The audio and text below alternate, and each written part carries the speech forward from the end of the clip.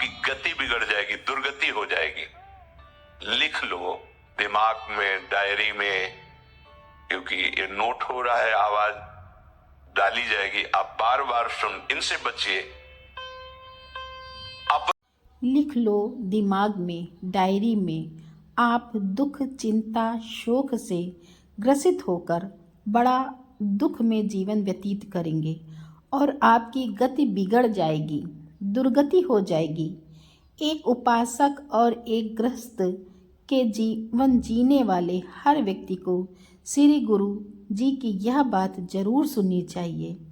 इस प्रवचन में श्री गुरु जी ने ऐसी 12 बातों को समझाया है जिनको अगर आप अपने जीवन में नहीं निभा रहे तो आपका हर सही कर्म भी अधूरा ही माना जाएगा। कौन सी हैं यह 12 बातें? चलिए जानते हैं श्री गुरु जी के मुख से इस प्रवचन में। राधे राधे। राधे राधे। उपासक को कभी इन दोषों को अपने अंदर टिकने नहीं देना चाहिए, और जो संसार के मार्ग में चल रहे अगर इन दोषों में चलेंगे तो वो जो आपके पुण्य कर्मों से ऐश्वर्य है भी वो नष्ट हो जाएगा। आप दुख, चिंता, शोक से ग्रसित होकर बड़ा दुख में जीवन व्यतीत करेंगे और आपकी गति बिगड़ जाएगी, दुर्गति हो जाएगी। लिख लो दिमाग में, डायरी में, क्योंकि ये नोट हो रहा है, आवाज डाली जाएगी, आप बार बार सुन, इनसे बचिए। अपनी बड़ाई, अपनी प्रशंसा कभी अपने मुख से नहीं करना, नहीं तो आपके पुण्य नष्ट हो जाएंगे, बुद्धि भ्रष्ट माने गिर जाएगी। अगर परमार्थ में चल रहे तो भी, और व्यवहार में तो पुण्य नष्ट हो ही जाएंगे। बुद्धि गिरी हुई तभी ऐसी बात होती है। और ये दोष बहुतायत है, ये बहुत प्रभावशाली है। अपनी बड़ाई मारना, अपने मुख से कभी अपनी बड़ाई ना करना। अगर कोई अपने मुख से अपनी बड़ाई करता है तो उसके सुकृत नष्ट हो जाते हैं, बुद्धि भ्रष्ट माने गिर जाती, पतित हो जाती है। ये निर्णय ठीक नहीं। अगर हमारा सारथी, हमारा ड्राइवर मूड हो तो कहीं भी हमको गिरा देगा, तो वो बुद्धि भ्रष्ट मतलब गिर जाती है, निर्णय करने लायक नहीं रहती। अपनी प्रशंसा अपने मुख से करना, लोलुपता, ये वृत्ति नहीं होनी चाहिए। धर्म से चलेंगे, धर्म के द्वारा जो हमें प्राप्त होगा उसी से हम अपना भरण पोषण करेंगे। आपके बच्चे स्वस्थ होंगे, बुद्धिमान होंगे, परिवार में बहुत सुख और शांति होगी। भले दीपक की तरह जलो, बहुत काल तक रहेगी। लक्ष्मी जी भी आपके घर में बहुत काल, हम ये नहीं कहते कि बहुत नहीं, जितनी है बहुत सुख शांति से चलोगे।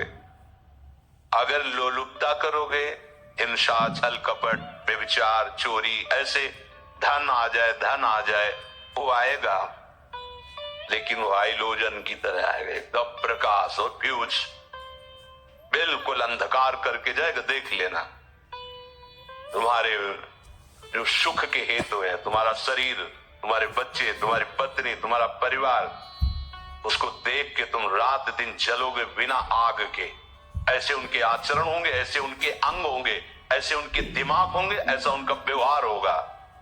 ये लोलुपता अगर उपासक में या किसी में है तो उसको नष्ट कर दे।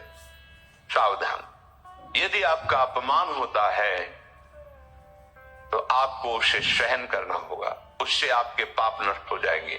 जो तनिक सा भी अपमान होने पर बहुत क्रोध करके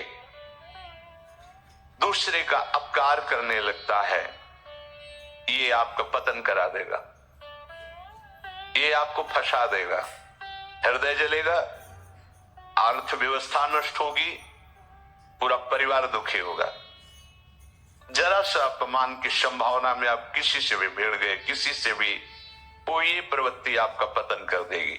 उपासक में तो अपमान सहना अमृत है, नीचा अपमानम शुदा, पर व्यवहार में भी ज्यादा उत्तेजित मत होइएगा। ये तो कुछ मिनट की बात है, अगर आपने उसे मारा, पीटा, रिपोर्ट हुई कानून की, ओ फंसते चले जाओगे, अर्थ जाएगा, समय जाएगा, चिंतन जाएगा, बहुत तरह से हानि हो जाएगी। अगर आप सह गए तो आपका सहना उसके लिए आग बन जाएगा। उमा क्षमा सापा होते भारी। तुम्हें दंड देने की जरूरत नहीं, उसका एक कर्म ही उसे दंड दे देगा। आप शांत हो जाइए, आप सत्संगी है, आप शांत रहिए।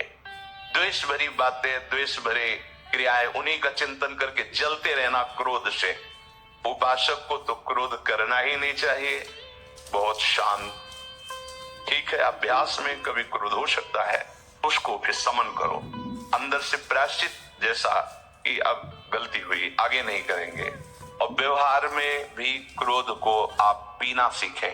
अगर बार बार आपका क्रोध प्रकट होता ही रहेगा, आपका स्वभाव बिगड़ जाएगा, आपके पुण्य नष्ट हो जाएंगे और आपका जीवन नष्ट हो जाएगा।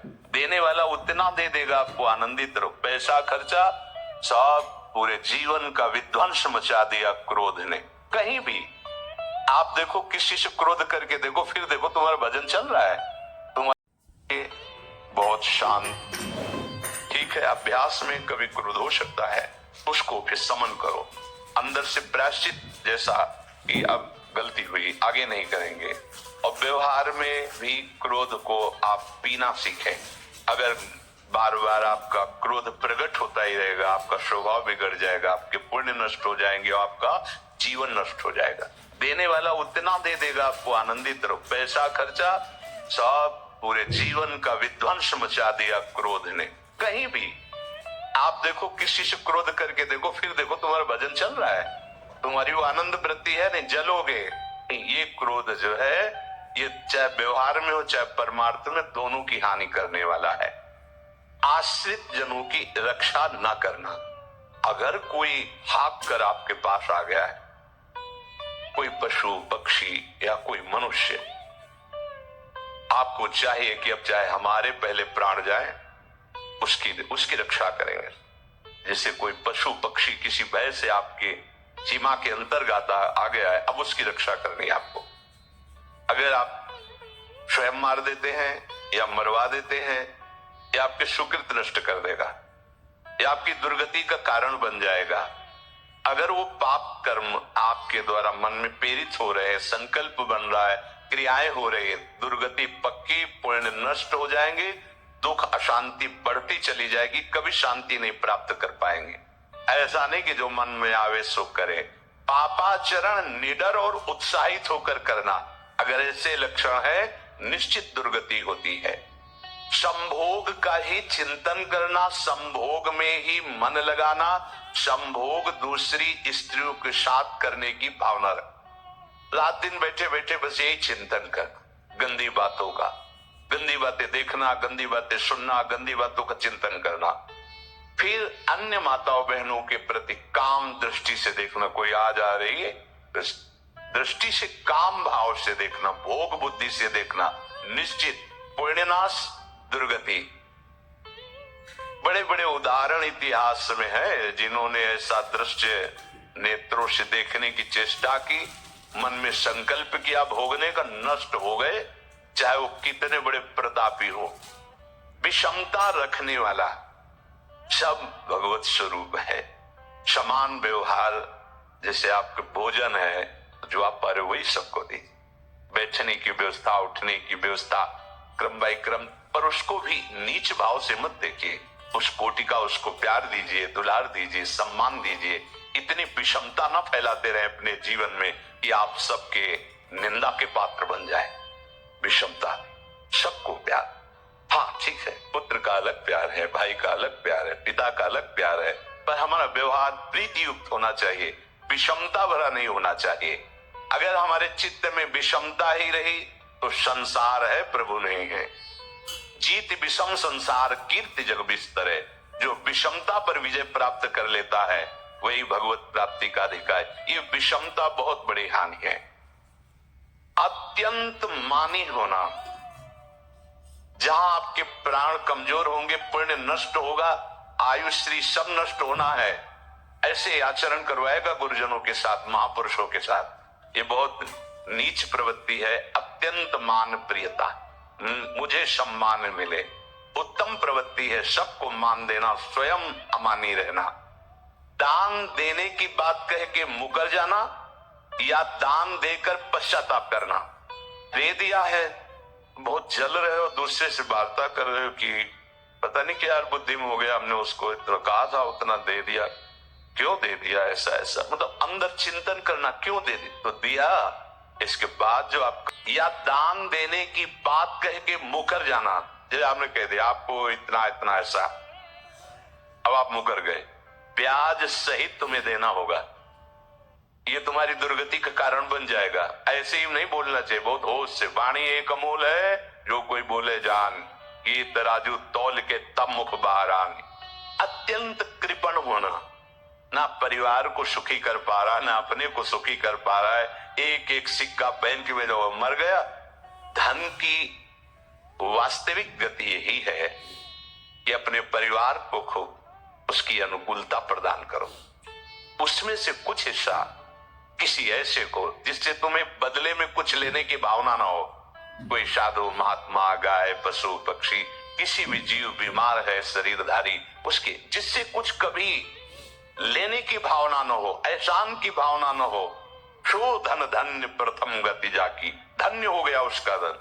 आओ कृपण का धन किसी काम में ना स्वसुख, ना परिवार के सुख, ना धर्म कार्यों में, व्यर्थ जीवन चला गया। उसी धन का चिंतन करना, उसी का संग्रह करना और उसी की रक्षा करते करते शरीर छोड़ देना, तो चिंतन बिगड़ गया। तो कह रहे जो कृपणता है और अर्थ और काम की प्रशंसा, उसी की चर्चा, उसी का चिंतन, रुपया और भोग, उसी की चर्चा कर, जहां बैठे रुपया की चर्चा, भोग की चर्चा, जहां एकांत में बैठे उसी का चिंतन, कैसे रुपया बढ़े, कैसे भोग मिले।